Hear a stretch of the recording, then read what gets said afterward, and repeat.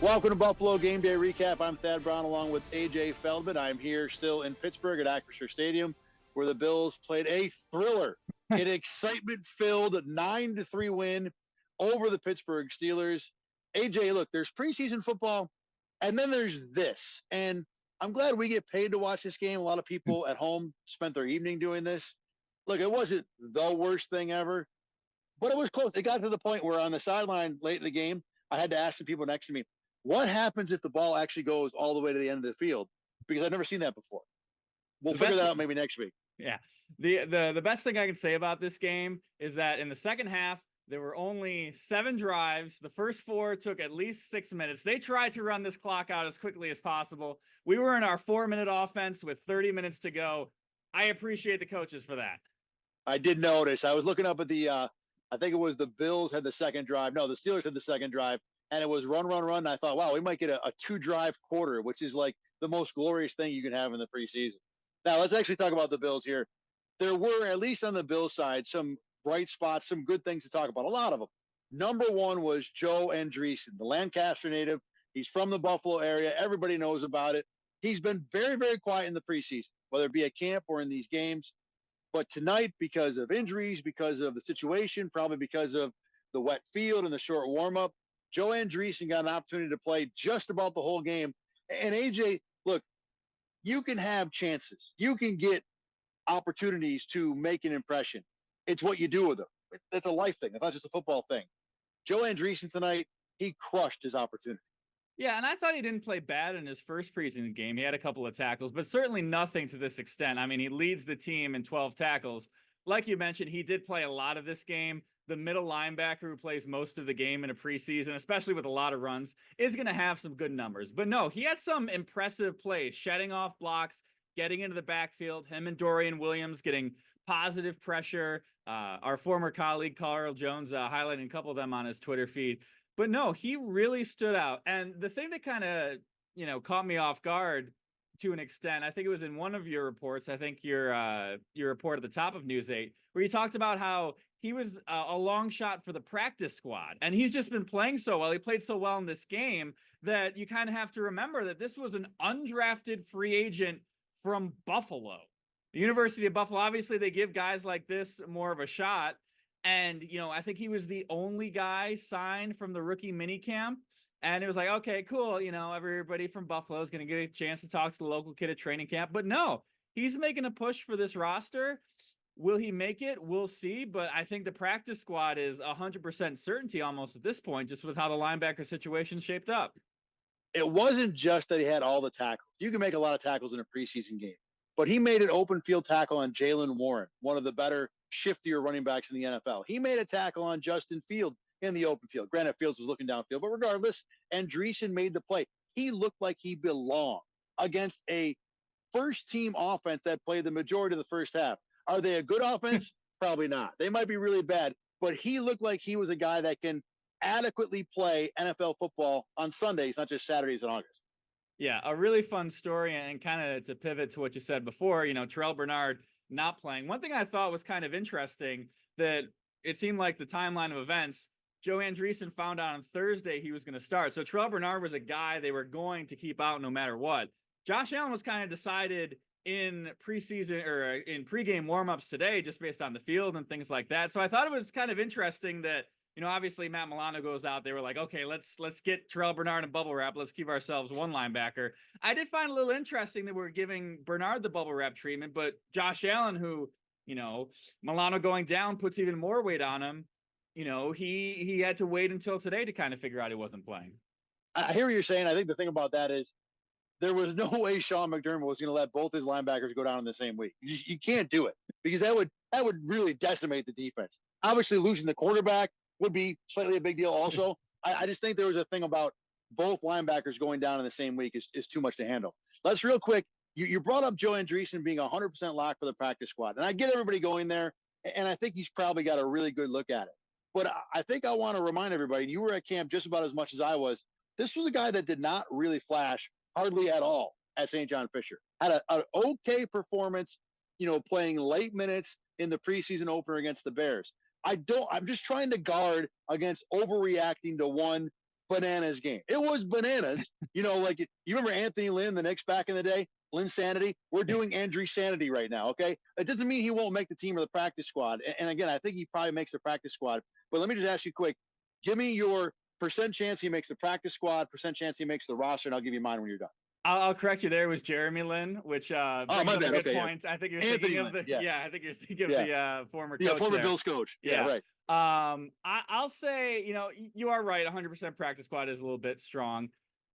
I mean, maybe 10% active roster, 60 to 70% practice squad. 30% right now. If he does anything similar to what he did today, I think that second number obviously jumps up a bit, but I'd probably say, 10-70, 10-70-20, maybe 10-60-30. Yeah, I think I'm in the ballpark. I'll go a little higher on practice squad. I'll go 15 to make the active roster, just because there's a chunk of that percentage where if the Bills lose anybody else at linebacker, the guy's in potentially. And I think practice squad, I might go 70-75%. He just needs next week against the Panthers to, basically not fall on his face. I mean, just go out there and look like the guy we've seen you to be the last two preseason games. I think the Bills give him a practice squad spot. But I think it's worth bringing up that this guy tonight was not the guy we saw in training camp. And one night should not erase all the other days. Not that he was playing bad, but he wasn't flashing. I think bottom line, though, this was the kind of night that opened so many eyes. You're going to get chances in the regular season.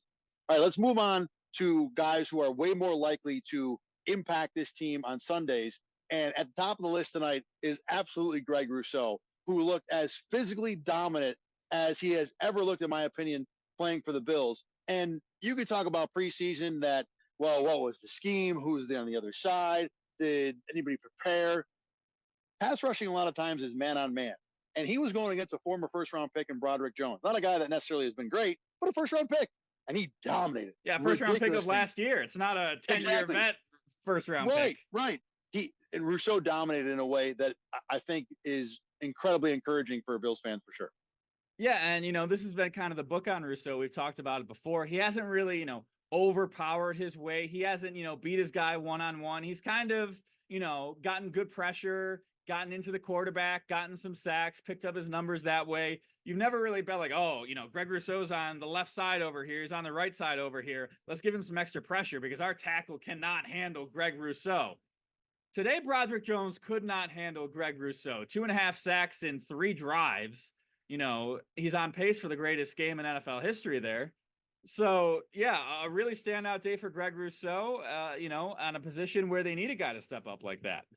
Absolutely. If the Bills find an impact edge rusher, whether it be Rousseau, AJ Epinesa, Von Miller, or maybe multiple of that group, you're allowed to have more than one exquisite pass rusher, then it totally changes the outlook for this defense. You don't have to worry about who your linebackers are. You don't have to worry about who your safeties are if Greg Rousseau's in the quarterback's face every other drive. So this was the thing that most says to me, wow, I might have to alter the outlook for the team if you keep seeing more of this. So Rousseau, and it's not ridiculous to see a guy like that develop or pop in year 4.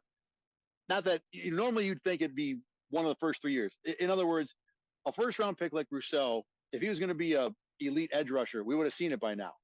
Some guys just develop later. It's not out of the realm. This is a guy that came into the league younger, less experienced. So it wouldn't be crazy to see him pop. Again, similar to Andreessen, it's one game and it's preseason. Don't want to overreact. But to me, this was the number one thing that the Bills got out of this game that you feel good about in terms of, wow, could they win on Sunday? Yeah, I mean, go on. I'm sorry. Yeah. He's still just 24 years old, and he sat out that 2020 college season due to COVID. So he has even less football than maybe a standard 24-year-old. So if there was a type of a profile who maybe would develop a little bit later, Rousseau kind of fits that mold. Let's go to the offensive side of the ball. Like the way the Bills ran it all through the different teams, first, second, third team. Ray Davis looked good. James Cook looked good. Frank Gore looked good. Everybody but James Cook averaged 5 yards a carry. So the run game was there. Not spectacularly, but there for sure. Keon Coleman, the receiver that everybody's been watching, again struggled to create separation. He was better than he was against the Bears. Granted, it couldn't have got much worse, but there still is not nearly enough from what Coleman is doing play in and play out to where you feel confident enough about him being any sort of a go-to receiver. Bills didn't have Curtis Samuel in this game. Khalil Shakir, Dalton Kincaid were bit players at most. This passing game needs something else to rely upon when you don't have those guys, and Coleman has not so far fit that bill. Yeah, obviously Curtis Samuel being out is a grain of salt. Obviously, the bigger grain of salt is Josh Allen not playing quarterback, and Mitch Trubisky just has not looked good so far in this preseason.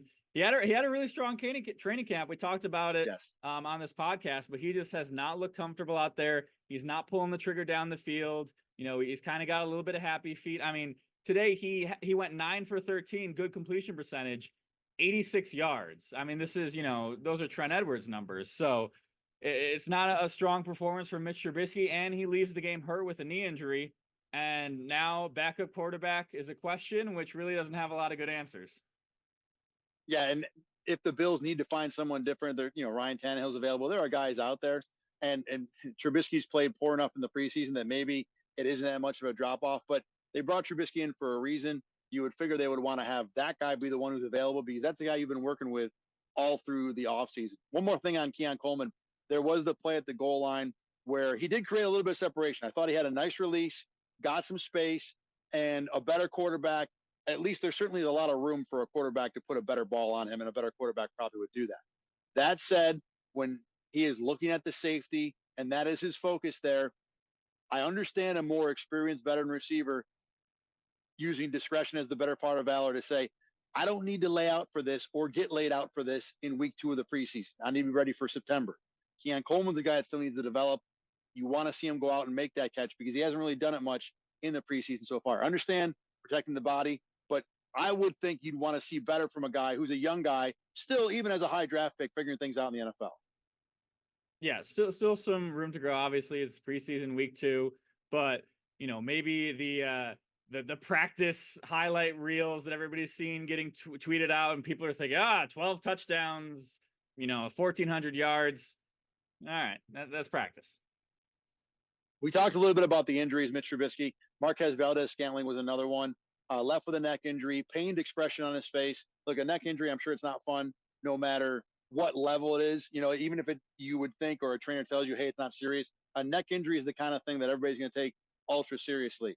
The problem with MVS being hurt is that, similar to quarterback, there isn't another guy in this roster where you think, well, he's had a great training camp. The Bills can just use him. Terrell Shavers is probably going to make the roster, but KJ Hamler, Justin Shorter, there isn't Deion Kane, Damiere Byrd, one of the guys they just signed. There isn't another guy where you would think, well, the Bills will still be fine because they have this guy. So I think the MVS injury and some of the other little ones, Quentin Morris, Javon Solomon, there were guys that got dinged in this game that maybe not the Bills will be counting on, but certainly you would have expected they would be likely to use during the regular season.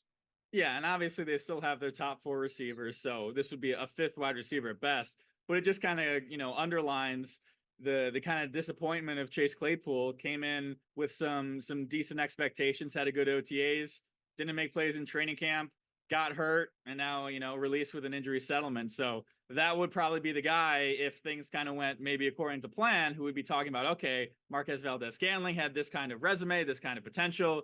He might be out. All right, and we got Chase Claypool here. He was kind of got the same background to different extents, but same extent.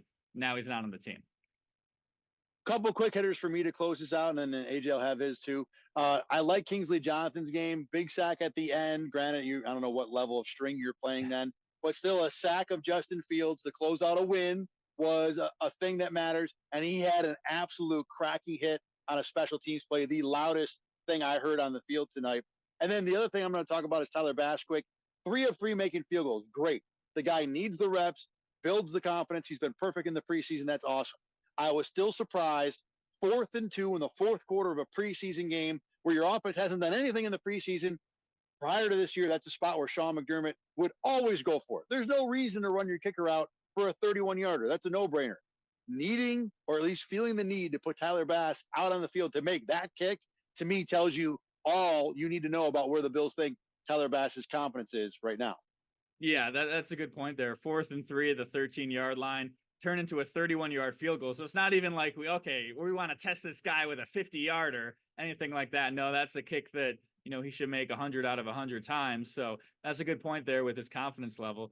Kind of the other thing I want to hit on, Obviously Josh Allen hasn't played much. Mitch Trubisky hasn't looked good, but still the Buffalo Bills have played 120 minutes of professional football and they haven't scored a touchdown yet.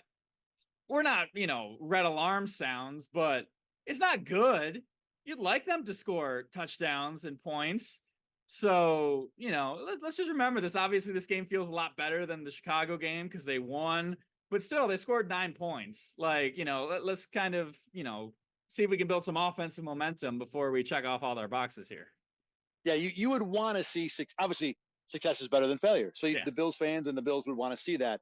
Again, preseason doesn't mean a whole lot depending on what they're working on. I remember there was one of the Rex Ryan Jets teams went through the whole preseason, didn't score a touchdown. And I remember this because the Bills caught the Jets in the opener. And I went to the game thinking, wow, this Jets offense is terrible. And the Jets went out and put 40 on the Bills that game. So preseason can mean nothing. But to your point, you want to see success instead of failure. Anything else from you? No, I think we're good. I think we should stop talking about this game because we've probably talked about it too much for its own use. Yeah, the quality conversation and comment per minute was low in this game. The EPA and the per possessions of this game was not ideal. So we'll stop now. All right. Next week, the Bills close out the preseason with their final game of the preseason at home against the Carolina Panthers. 1:00 home game. AJ and I will be there as you would expect. As always, you can watch Buffalo Gameday Recap at rochesterfirst.com. Click on the 8 Sports Extra tab. You can also find us on YouTube and wherever you get your podcasts. Until next week, in a game that we desperately hope will be at least slightly better, I'm Thad Brown for AJ Feldman. We'll see you later.